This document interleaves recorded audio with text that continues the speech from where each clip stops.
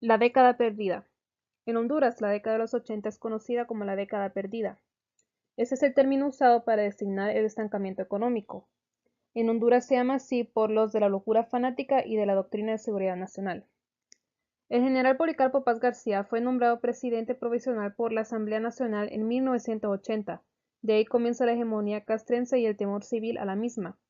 Durante la década perdida, la región sufrió un notable retroceso en el nivel de vida de sus habitantes y fue sistemática la violación de los derechos humanos fundamentales. La crisis de la década de 1980 afectó a todo Centroamérica, pero los países centroamericanos que más sufrieron esta crisis fueron Honduras, El Salvador, Nicaragua y Guatemala. La influencia de la revolución nicaragüense preocupaba a los países ajenos a la ideología de izquierda. Honduras, por ejemplo, se convierte en un aliado de la política de Estados Unidos. Centroamérica se configuró como una zona de convergencia donde se miden la influencia y el poder de dos grandes potencias, Estados Unidos, con una ideología de derecha, y la Unión Soviética con políticas de izquierda. Celebradas en noviembre de 1981, las elecciones presidenciales dieron el triunfo al candidato liberal Roberto Suazo Córdoba. El resultado de las mismas fue interpretado como un rechazo a la corrupción y a la alianza Ejército-Partido Nacional. La herencia del pasado reciente, además del hecho de que América Central había quedado atrapada dentro del contexto de la Guerra Fría, significó que el poder militar seguiría gravitando en la política y la toma de decisiones, desde entonces reforzado por la creciente ayuda bélica procedente de Estados Unidos. Este país veía en la posición geoestratégica de Honduras un elemento clave para hostigar al régimen sandinista nicaragüense y derrotar al movimiento guerrillero salvadoreño, así como para presentar al nuevo régimen hondureño como un ejemplo democrático en contraste con el totalitarismo de Managua. Comenzaba de esta forma la democracia hondureña a transitar como una democracia tutelada por y subordinada al poder militar que postergó al menos en una década la supremacía militar frente a los civiles. En ese marco, los gobiernos hondureños no solo colaboraron en prestar su territorio a los movimientos armados aliados de Estados Unidos contra las fuerzas y gobiernos de izquierda en Centroamérica, sino que también se dedicaron a reprimir, con el protagonismo del ejército y policía, a su oposición interna.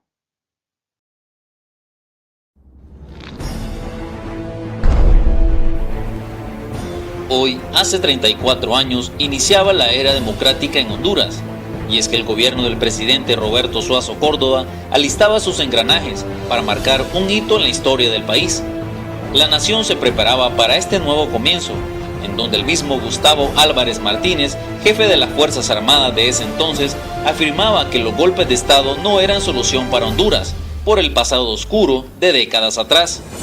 Dignatarios de todo el mundo llegaron a presenciar este acontecimiento y que el Heraldo estaría presente como parte de la historia de Honduras.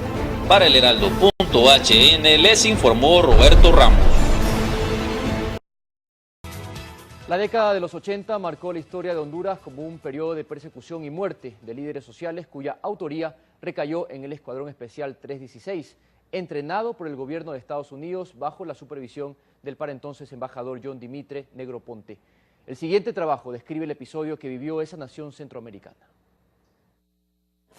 En 1993, el gobierno de Honduras reconoció la desaparición forzada de 184 personas en la década de los 80. El delito fue atribuido al Escuadrón 316, dirigido por el general Gustavo Álvarez Martínez y entrenado por fuerzas especiales estadounidenses en el exterior.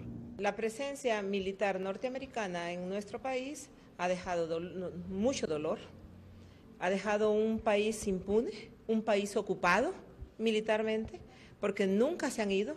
Honduras tenía una posición geográfica estratégica para Estados Unidos, que buscaba frenar el crecimiento de las guerrillas y grupos de izquierda. Por ello fue utilizada como base principal de Washington, fortaleciendo, según documentos desclasificados, el rol del Batallón 316. En Centroamérica se atravesaba una serie de movimientos a nivel interno que dieron como resultado el triunfo de la revolución sandinista en Nicaragua, y como se sabe, con Nicaragua tenemos extensas fronteras, e igualmente en El Salvador había un conflicto interno entre el gobierno y la guerrilla del frente del FMNL. El embajador Negroponte se encargó de supervisar la creación de la base aérea El Aguacate, donde entrenaron al ejército de la contrarrevolución nicaragüense y donde se torturaban y asesinaban a los detenidos ilegalmente. Esa guerra de baja intensidad que promovió los Estados Unidos en Centroamérica, que es también lo que ellos llamaban guerra encubierta contra los sandinistas desde Honduras, tenía dos fases. La una, el utilizar a los contras frente al régimen de Nicaragua para meter presión, y a lo interno utilizaban el 316 para asesinar hondureños. En 1983, el gobierno de Ronald Reagan otorgó un premio al general Gustavo Álvarez Martínez denominado Legión al Mérito por promover el éxito del proceso democrático, aun y cuando se conocían las violaciones a los derechos humanos que cometía el Escuadrón 316 a su cargo. Con la llegada de Dimitri Negroponte en 1981 a Honduras, agudizaron sistemáticamente los asesinatos, cuyas cifras aún no se logran precisar. Hilda Silvestrucci, Telesur Honduras. Bien. En conclusión, la década de 1980 concluyó con un saldo negativo, tanto por lo que respecta al elevado costo de vidas humanas, destrucción de propiedades, recurso a la violencia y al terror, como el deterioro económico acelerado. Pero, lentamente, la vida se impuso al miedo y a la muerte. El fin de la Guerra Fría entre Estados Unidos y la Unión Soviética en 1989, y por ende el debilitamiento de la lucha armada en Centroamérica, permitió la implementación de procesos de negociación y pacificación que llevarían a una mayor democratización, libertad política y subordinación paulatina del poder militar al poder civil en la década de 1990.